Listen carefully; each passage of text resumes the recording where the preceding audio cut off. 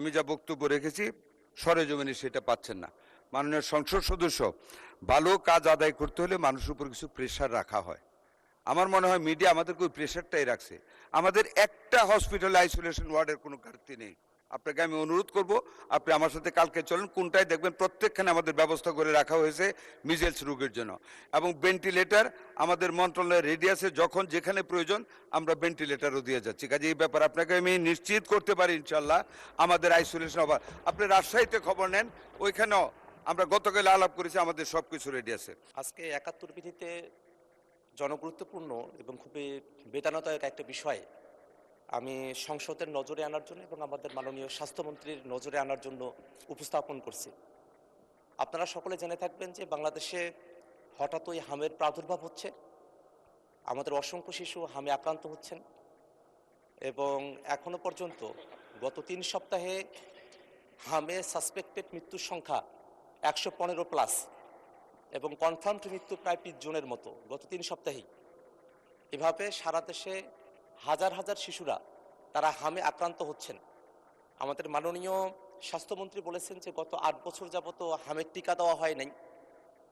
এই তথ্যটা আসলে সঠিক তথ্য কিনা সেটা নিয়েও যারা হামের টিকা প্রদান করে থাকেন, মাঠ পর্যায়ের কর্মীরা আছেন, তাদের মধ্যে এক ধরনের উৎকণ্ঠা বা এক ধরনের ভিন্নমত আমরা খেয়াল করেছি।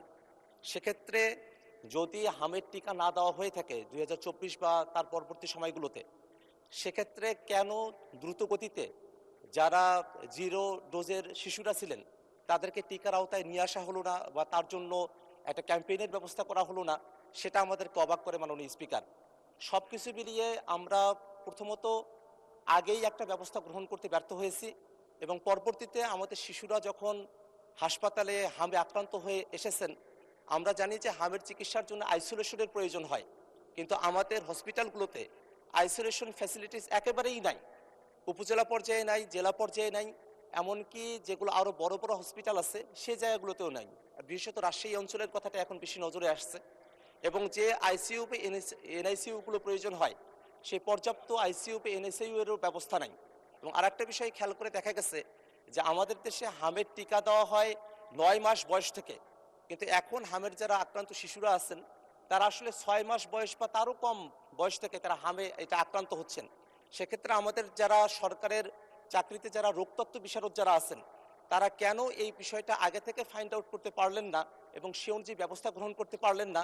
সেক্ষেত্রে চায়ের কাপে সমাজ বদলের ঝর্ণা তুলে আগে গোছান নিজেকে। প্রিমিয়ার টাইটানিয়াম আলমিরা, গুছিয়ে ফেলুন জীবনটাকে। মন্ত্রণালয়ের অধীনে, স্বাস্থ্য মন্ত্রণালয়ের অধীনে যেসব কর্মকর্তারা আছেন তাদের ফেইলিওরটা কোথায় সেই বিষয়গুলো নিয়ে এবং হামের এই প্রাদুর্ভাব মোকাবেলা করে আইসোলেশন ফেসিলিটিস, আইসিইউ ফেসিলিটিস, ডাক্তারদের জন্য সার্বক্ষণিক তদারকির ব্যবস্থা গ্রহণ করে হাম বিষয়টাকে একটা তড়িৎ গতিতে সমাধানের দিকে নিয়ে আসার জন্য, আমাদের শিশুদেরকে রক্ষা করার জন্য, মৃত্যু থেকে বাঁচানোর জন্য মাননীয় স্বাস্থ্যমন্ত্রী তার কোনো পরিকল্পনা আছে কিনা এবং সেটা কী ধরনের পরিকল্পনা সেই বিষয়ে আপনার মাধ্যমে মাননীয় স্বাস্থ্যমন্ত্রীর দৃষ্টি আকর্ষণ করছি। ধন্যবাদ মাননীয় স্পিকার। আপনাকে ধন্যবাদ মাননীয় সদস্য। মাননীয় স্বাস্থ্য পরিবার কল্যাণ মন্ত্রী জনাব সর্দার মোহাম্মদ সাখাওয়াত হোসেনকে এই বিষয়ে তার সংক্ষিপ্ত বিবৃতি দেওয়ার জন্য অনুরোধ জানাচ্ছি। মাননীয় স্পিকার, আপনাকে ধন্যবাদ। মাননীয় সংসদ সদস্যকে এই গুরুত্বপূর্ণ বিষয়টিতে নোটিশ প্রদানের জন্য আমি ধন্যবাদ জানাচ্ছি। আমি ওনার নোটিশের জবাবে উত্তর দেওয়ার আগে মাননীয় স্পিকার, আমি দু একটি কথা বলতে চাই। মাননীয় সংসদ সদস্য ওনার যে নোটিশটি দিয়েছেন, নোটিশটি উত্থাপন না করে উনি কিন্তু একটা ন্যারেটিভ সাবমিট করেছেন সংসদের সামনে, যেটার জন্য আমার কাছে পর্যাপ্ত উত্তর রয়েছে, যে উত্তরে উনি সন্তুষ্ট হবেন। কিন্তু ওনার নোটিশটা ছিল শুধু উত্থাপনটা করা এই বিষয়টিতে, ওই মিজেলসের ব্যাপারে। যাই হোক, উনি যে প্রশ্নটা, যেই উত্থাপনটা এখন করেছেন, এটা যদি পরবর্তীতে প্রশ্ন আকারে করেন আমি ওনাকে ন্যারেটিভ উত্তর দিয়ে দিব। বর্তমান যে নোটিশটি আমি হাতে পেয়েছি তার উত্তরে মাননীয় স্পিকার আমি জানাচ্ছি, বর্তমানে দেশে বিভিন্ন দুর্গম ও জনবহুল অঞ্চলে হামের প্রকোপ উদ্বেগজনকভাবে বৃদ্ধি পাওয়ায় টিকাদান বঞ্চিত শিশুরা নিউমোনিয়া ও অন্ধত্ব সহ মারাত্মক প্রাণ ঝুঁকিতে রয়েছে। এইটা লিখে উনি নোটিশটা দিয়েছে। মাননীয় স্পিকার, আমি উত্তরটা পড়ে শোনাচ্ছি। মাননীয় সদস্য উত্থাপিত গুরুত্বপূর্ণ বিষয়ের জন্য ওনাকে ধন্যবাদ।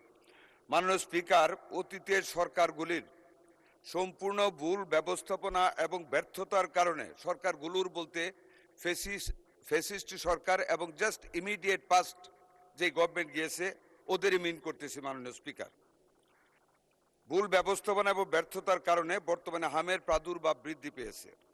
দেশের সর্বশেষ হাম রুবেলার ক্যাম্পেইন 2020 সালের ডিসেম্বরে অনুষ্ঠিত হওয়ার পর দীর্ঘ 5.5 বছর যাবৎ কোনো ক্যাম্পেইন পরিচালিত হয়নি।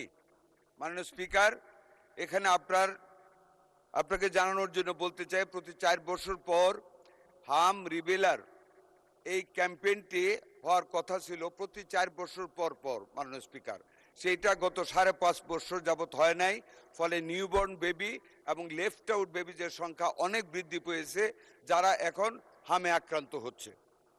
এছাড়া টিকা ক্রয়, সংগ্রহ ও সরবরাহ ব্যবস্থাপনায় পূর্ববর্তী দুটো সরকারের অদূরদর্শী সিদ্ধান্ত ও দীর্ঘসূত্রিতার ফলে টিকার মজুতে মারাত্মক সংকট তৈরি হয়।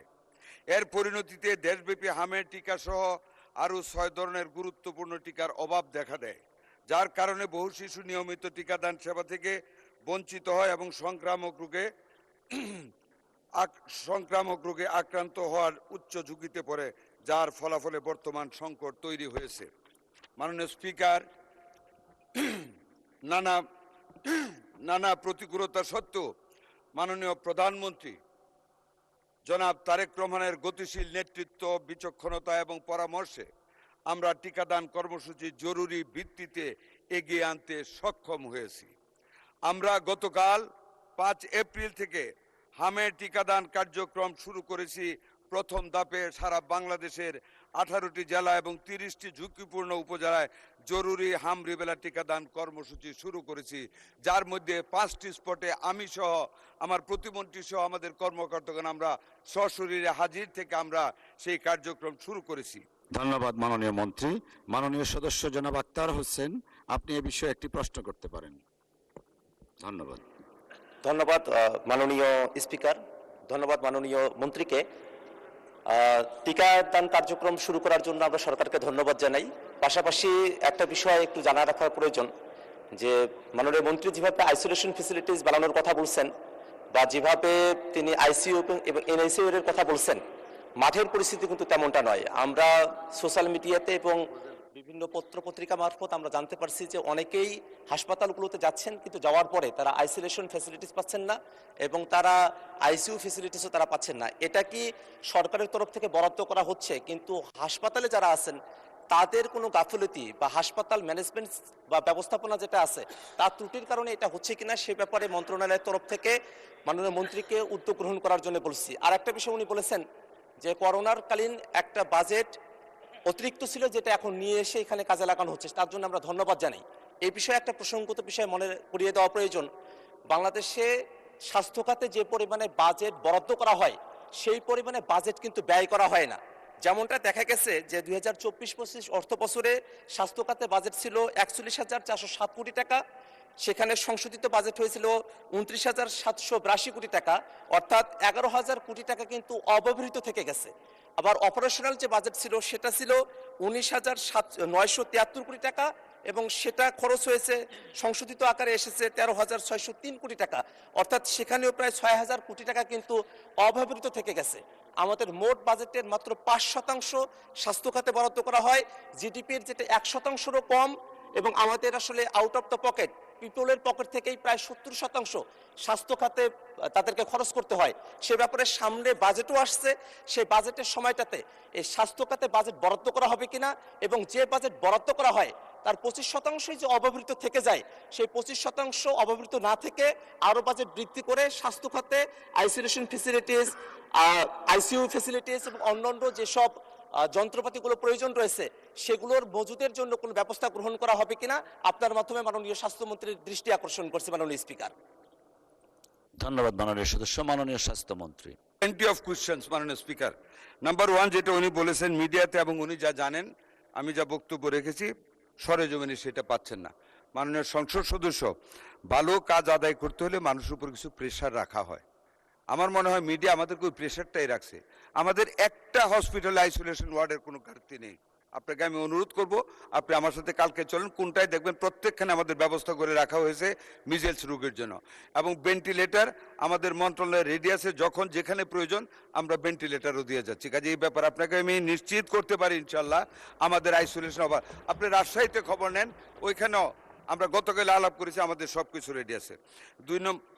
দুই নম্বর যেটা বলেছেন আইসিউর কথা, দেখেন আইসিইউ ইচ্ছা করলে এক্ষুনি করা যায় না।